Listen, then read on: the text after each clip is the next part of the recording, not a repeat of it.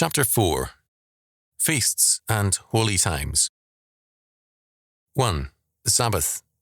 Genesis 2, 2 and 3, Exodus 20, 8 to 11, Deuteronomy 5, 12 to 15, Exodus 23, 12, 34, 21, 35, 2, Amos 8, 5, Jeremiah 17, 21 and 22, Leviticus 19, 3, 30, 23, 3, 26, 2, Numbers 15, 32 to 36, 28, 9 and 10, Exodus 16, 22 to 26, 35, 1 to 3, 31, 12 to 17. 2. The Passover. Exodus 12, 1 to 14, 25 to 27, 43 to 48, 34, 25, Deuteronomy 16, 1 to 8. 3. Unleavened bread. Exodus 12, 1 to 20, 43 to 50, 13, 3 to 10, 23, 14 and 15, 34, 18, Leviticus 23, 4 to 8, Deuteronomy 16, 3 and 4, 8, Joshua 5:10, 2 Chronicles 30, 5 to 9, 35, 6, Numbers 9, 1 to 14, 28, 16 to 25. Excommunication for refusal to celebrate. Numbers 9, 13. 4. Feast of Weeks. First Fruits. Exodus 23, 14 to 16, 34, 22. Leviticus 23, 15 to 21. Numbers 28, 26 to 31. Deuteronomy 16, 9 to 12.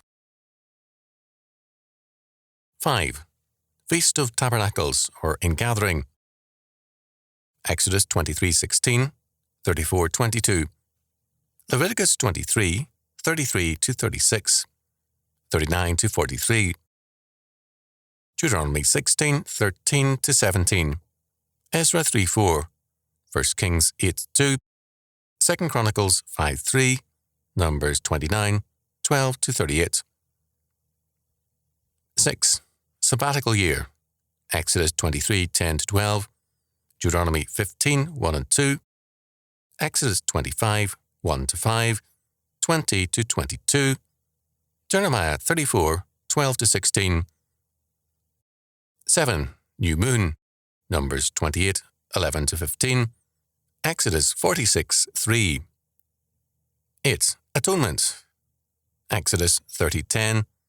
Leviticus 16, 1 to 22, 26 to 32, 25, 9, Numbers 29, 7 to 11. 9. Trumpets. Leviticus 23, 23 to 25, Numbers 29, 1 to 6, 10, 10. 10. Year of Jubilee. Leviticus 25, 8 to 16, 23 to 34, 39 to 42, 47 to 52, 54. 11. Males must worship thrice yearly on the three major feasts. Exodus 23, 17, 34, 23, Deuteronomy 16, 16. 2 notable facts must be commented on here. These are the religious observances commanded by God of the covenant people. However, first, it must be noted that while failure to observe the Passover requires the excommunication of the man who has no valid excuse for his failure, Numbers 9:13, we have, on the whole, an attitude of forbearance. Second, the religious days in the calendar are seen as feasts and as privileged participations, not as penalties. The man who observes God's feasts and holy days is neither restricted nor penalized thereby, but privileged and blessed. The perspective thus is not of a penalizing inclusion, but a privileged participation. This is far from the attitude of one mother I once heard tell her children, "I had to suffer through Sunday school and church, and you're going to do it too, for your own good." Thus, non-participation is its own penalty on the whole. The excommunication for refusal to celebrate the Passover simply confirms the folly of the man who cuts himself off from the atonement and chooses his own way of life and deliverance. Those who reject God and the means of grace are fools. Their future is to be outside of God and his kingdom. The word for hell, Gehenna or Hinnom, refers to the city dump, a place of junk and trash, of decay and worms, and of fires to consume the piles of waste. Anyone who chooses the garbage dump over God is someone to separate ourselves from. The Sabbath means rest. It means the confidence that our future is not in our hands, but God's, that he is the absolute Lord and determiner.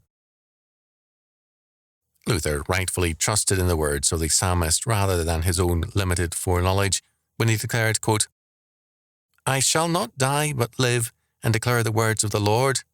Psalm 118:17. To rest in the Lord means to take hands off our lives and to commit them to God's providence and care. To live without resting in the Lord is to make hell our residence and troubles our unending companion.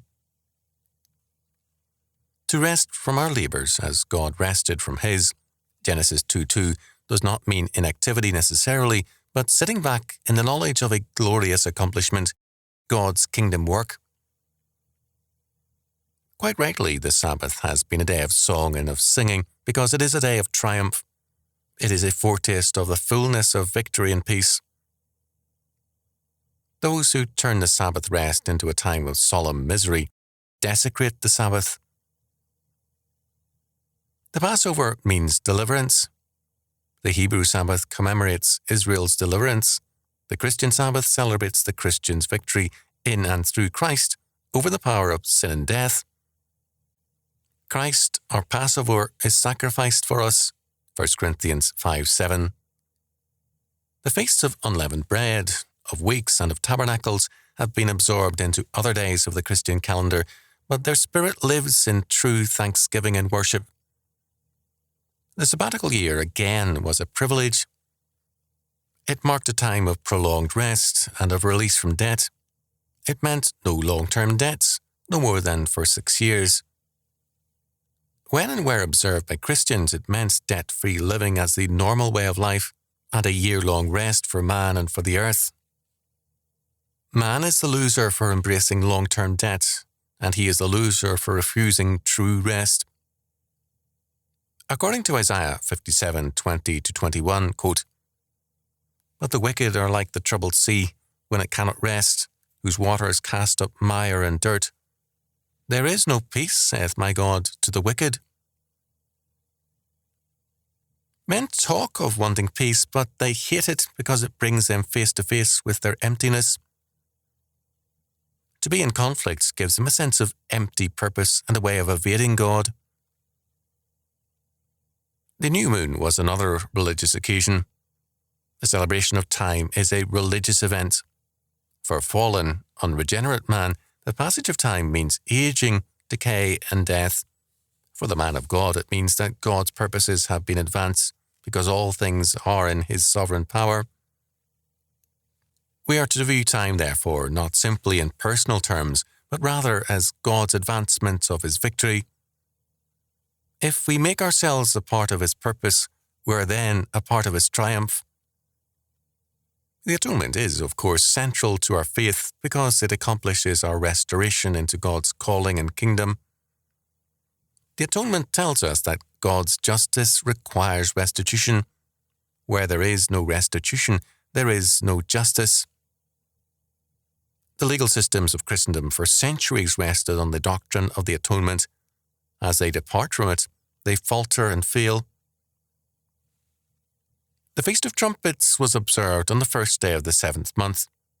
In Exodus 19:16-19, the voice of God in Sinai was preceded by a great blast of trumpets that terrified the people. The trumpet sound was thus an, quote, image, end quote, of the voice of God. Revelation 1:10-4:1. The trumpet is a herald of power and of war and of the presence of majesty. This is why the year of Jubilee was proclaimed by trumpets, Leviticus 25:9. The Jubilee year was a time of restoration. Faithfulness to the sabbatical years made a society free of long-term debt and free from a boom-and-bust cycle. It provided for the restoration of the soil's fertility by rest, and it maintained the stability and continuity of rural society. The Jubilee year was basic to the pattern of life required by God. Important as it was and is, no law allowed man to enforce it. God himself punishes the lawless societies. Men had to take the leadership in worship, and their visits to the sanctuary thrice annually set forth the responsibility of men towards God. Since the Enlightenment in particular, worship has been left too often to women and children. What we see is that in these laws, given much space in the books of law, only one is enforceable by man. The surrender of enforcement in many areas by man to God is mandatory. His law must be enforced according to his requirements. For church or state to assume the power of enforcement in these areas is to claim to be as God. To attempt to punish men where God's law gives no permission to do so is to play God, something not taken lightly by the Almighty. When and where is it written that God added church or state to the Trinity and gave them independent powers to enforce his laws were not required to do so by him? Our Lord can run the world very well without man's unasked-for help. Men are too prone to disobey God by neglecting his law because it transfers to man or to the church or state powers rightly and exclusively the prerogative of God. In Matthew 21:31, our Lord said to the religious and civil leaders of his day, quote, "Verily I say unto you that the publicans and the harlots go into the kingdom of God before you." End quote. There is no reason to believe that he has since changed his mind about hypocrisy, Pharisaism, and claims to illegitimate powers.